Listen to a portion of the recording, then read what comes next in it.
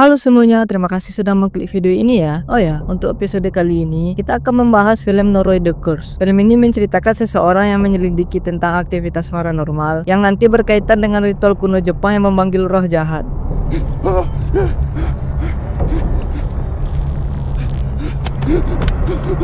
Oke, di awal cerita, kita dikenalkan dengan Masafumi Kobayashi, seorang jurnalis investigatif yang meneliti fenomena paranormal. Kobayashi mulai dengan menyelidiki seorang wanita yang mengeluh mendengar suara bayi menangis dari rumah tetangganya. Sesampainya di sana, Kobayashi meminta petunjuk dari mana suaranya datang. Dan benar saja, suara tersebut datang dari rumah tetangganya. Namun, menurut Reiko, tetangganya ini sangat tidak ramah dan terlalu tertutup dengan orang-orang yang tinggal di daerah tersebut. Dan anehnya, pada saat dia pindah setahun ke rumah tersebut, dia membawa anak kecil yang berumur 6 atau 9 tahun. Namun, anak tersebut cuma terlihat sekali itu saja. Setelah mengumpulkan informasi dari Ryoko, Kobayashi langsung mencoba melanjutkan investigasinya. Setelah sampai di rumah tetangganya, banyak hal janggal di sana, seperti rumah yang kumuh, bangkai burung yang berserakan, dan yang lainnya. Setelah investigasi tersebut, Kobayashi mengumpulkan suara-suara yang ia kumpulkan kemarin untuk ditindaklanjuti oleh temannya. Setelah diproses, ternyata suara-suara tersebut merupakan suara dari bayi yang menangis, dan entah dari mana asalnya. Scene berlanjut ke salah satu anak indigo bernama Kanayano. Baru-baru ini,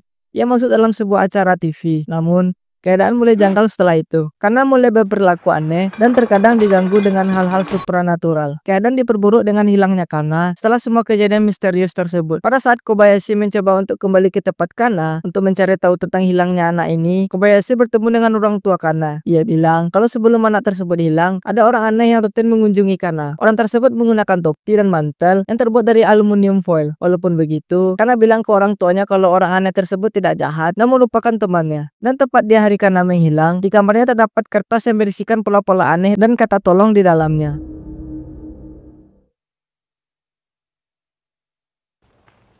Karena Kobayashi tahu siapa orang aneh yang memakai pakaian aluminium dan memiliki tulisan seperti kertas yang ditinggalkan Kana, ia bergegas ke sana untuk mencari tahu kebenaran dari hilangnya anak tersebut. Setelah sampai, Kobayashi disambut pria aneh yang mengunjungi Kana, yaitu Tuan Hori. Hori menjelaskan kalau di dunia ini banyak cacing pemakan manusia, yang dimana, menurut Hori, Kana dimakan oleh cacing-cacing tersebut. Hori menggunakan pakaian ini untuk melindunginya dari serangan cacing mematikan tersebut. Namun, setelah menjelaskannya, Hori tiba-tiba hilang kendali dan mengambil sebuah surat dari dalam tasnya Kobayashi. Ternyata, kertas tersebut merupakan peninggalan Kana setelah ia menghilang. Hori langsung histeris, seperti kesurupan mengambil kertas dan mencoba menulis sesuatu. Tanpa disadari, ternyata Hori menjelaskan di mana Kana berada. Dalam keadaan panik, Kobayashi mencoba untuk memahami apa yang Hori katakan. Hori yang makin gila akan hilangnya Hana, mengusir Kobayashi keluar. Di hari yang sama, Marika, yaitu teman Kobayashi pada saat ia menelusuri tempat mistis yang disiarkan di TV, merasakan ada hal yang janggal. Karena tiba-tiba saja ada simpul benang aneh di mejanya. Kobayashi langsung bergegas ke sana karena mungkin ada petunjuk lain. Karena penasaran, Kobayashi memasang sebuah kamera untuk merekam kejadian pada saat malam hari di rumah tersebut.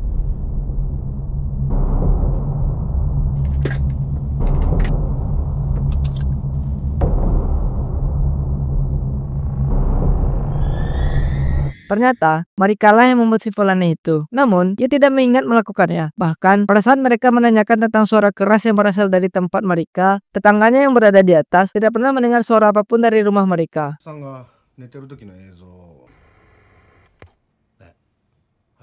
Kobayashi yang buntu akan kasus ini mencoba untuk meneliti suara pada saat Marika membuat simpul aneh di malam itu. Setelah diproses, suara tersebut malah menjadi sebuah kata aneh yang tidak pernah disebutkan orang, yaitu Kagutaba. Kobayashi langsung mencari tahu asal-usul kata aneh ini dimanapun.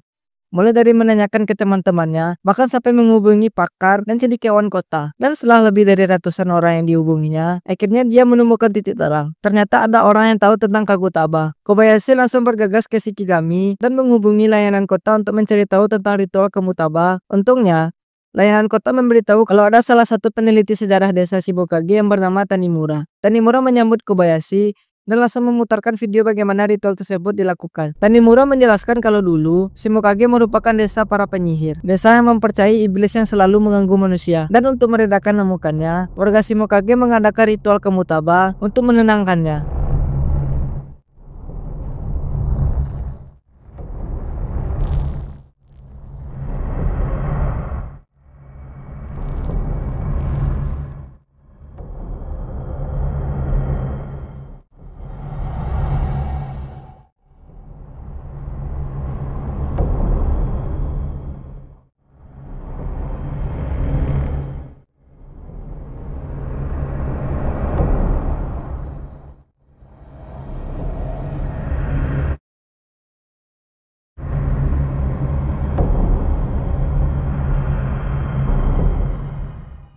Setelah tahu fakta itu, Kobayashi meminta tolong untuk memberikan alamat dari pemeran ritual tersebut. Tanimura menjelaskan kalau pemerannya, yaitu Tonishi, telah meninggal karena penyakit. Namun, Kobayashi mungkin bisa menemui anaknya. Tanimura memberikan alamat rumah anak Ishii untuk mendalami tentang ritual tersebut. Kobayashi langsung bergegas pergi ke desa Mikaishi, tempat di mana warga desa Shimokage pindah setelah bendungan dibuat. Setelah tiba di rumah yang dituju, ternyata di sana banyak simbol aneh yang dibuat ibunya Kana, dan juga ada simbol-simbol yang pernah dibuat Kana dan juga Hori. Kobayashi mencoba untuk memanggil pemilik rumah tersebut.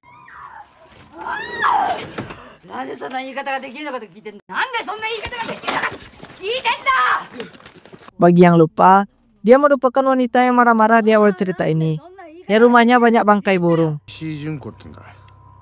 Kobayashi yang buntu mencoba untuk menanyakan ke sekitar desa untuk mencari tahu tentang Junko. Beruntungnya, dia bertemu dengan salah satu teman baiknya Junko. Ia menjelaskan kalau Junko awalnya baik-baik saja. Bahkan, ia menamatkan sekolah kedokterannya. Namun, setelah mengikuti ritual dengan bapaknya, yaitu Ishii, ia berubah menjadi tidak stabil dan sering menutup diri. Namun, ketika Kobayashi menyebutkan kata Kamubata, wanita tersebut langsung termenung dan pergi tanpa mengucapkan satu kata pun, seolah-olah ia takut akan kata tersebut. Setelah kejadian tersebut, ia pergi ke Musashino, tempat Junko dulu belajar kedokteran. Ia menanyakan tentang Junko ke salah satu pengajar di sana. Ia mengatakan kalau Junko dulu pernah bekerja di salah satu klinik di Hachioji. Walaupun klinik tersebut sudah tutup beberapa tahun yang lalu, Kobayashi masih bisa mendapatkan informasi lebih lanjut. Ia berkesempatan untuk menemui teman kerja dari Junko pada saat di klinik. Teman Junko menjelaskan kalau Junko orang yang tertutup dan lebih fokus ke pekerjaannya. Namun, di tanggal 22, ada kasus aborsi di kliniknya, dan Junko ditunjuk sebagai orang yang membuang embrio dari bayi tersebut. Namun, ada rumor di antara mereka. Menurut rekan kerja Junko ini, kalau embrio tersebut tidak dibuang, namun dibawa Junko ke rumahnya. Beberapa hari setelah investigasi itu, mereka mengunjungi Kobayashi dikarenakan Midori, yaitu rekan kerjanya, bunuh diri dikarenakan hal yang tidak jelas. Dan di hari yang sama, muncul kejadian baru, yaitu 7 orang bunuh diri dengan menggantung badannya di tiang ayunan taman. Yang anehnya, salah satu dari 7 orang itu merupakan tetangga mereka. Dan besoknya, mereka memberi sebuah rekaman ke Kobayashi. Sesuatu menabrak jendela kamar mereka. Pada saat mereka sadar, ia tidak mengingat apapun tentang kejadian sebelumnya. Midori menjelaskan kalau dia mengeluarkan suara aneh dan sesuatu menabrak jendela. Mereka langsung memeriksa apa yang ada di balik jendela.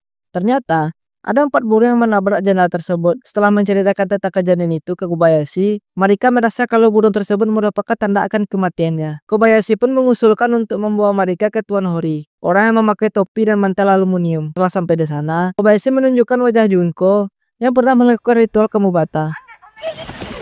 Hori yang awalnya tenang, langsung ketakutan setengah mati yang membuat Kobayashi kehilangan arah akan kasus ini. Mereka yang takut akan kematian mencoba untuk meyakinkan Kobayashi untuk memberikan dia melakukan ritual Kamutaba. Di dalam keterpaksaan, Kobayashi akhirnya membolehkan mereka melakukannya. Dan setelahnya, Kobayashi memaksa Hori untuk ikut dengannya. Setelah semuanya siap, mereka akhirnya pergi ke bendungan tempat desa Shimokage dulu berada. Sebelumnya, Kobayashi menyiapkan tali putih dan sabit untuk memulai ritualnya. Mereka pergi ke tengah bendungan untuk melakukan ritual itu, karena posisi desa tersebut ternyata berada di sana. Menggunakan perahu kecil, mereka dan Kobayashi pergi ke tengah bendungan dengan keadaan panik. Setelah mereka sedikit tenang, ia mengeluarkan tali dan mengikatnya. Setelah itu, ia mengeluarkan sabit dan perlahan memotong bagian tengah dari tali. Ia menundukkan badannya, melumpuh tangannya 4 kali, dan menunduk lagi.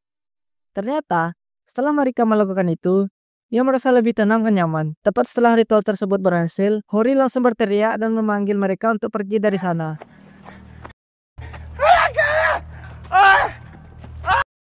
Mereka dan Kobayashi langsung panik dan bergegas ke tepi meninggalkan tempat tersebut. Namun, Hori yang tampak gelisah menyebut nama Kana dan menunjuk ke arah pegunungan. Kobayashi langsung mengambil kamera dan menyuruh mereka untuk pergi dari sini dan membiarkan ia pergi dengan Hori. Ia menelusuri hutan tersebut sampai hari menjadi gelap. Kobayashi yang mengikuti sampai bingung dan panik kalau ternyata Hori membawanya ke tempat aneh dan menyeramkan. Bangkai anjing berserakan, terdapat tempat yang diberi pagar dengan kaki dan bulu ayam, dan altar yang persis digunakan pada saat ritual Kamubata di desa Shimokage. Hori menunjuk reruntuhan bangunan di dekat altar dan menyebut nama Kana. Namun, setelahnya, Hori teriak dan menunjuk sesuatu. Pada saat Kobayashi mengarahkan kamera ke sana,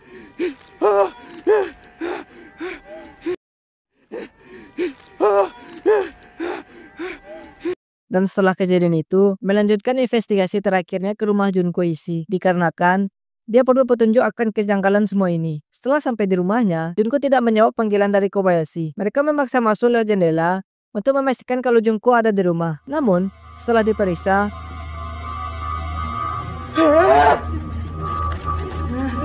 ternyata Junko telah bunuh diri dengan cara menggantung badannya sendiri.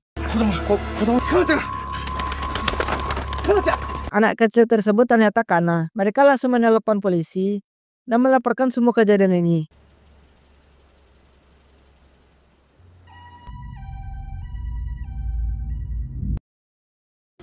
それから犬も書いてあります。こちらの方に書いてある。この巫女に食べさせていたとしたように、石井純子は中絶された胎児を生贄として与え、私の推測に過ぎない。石井純子が自ら真実は明らかにならないだろう。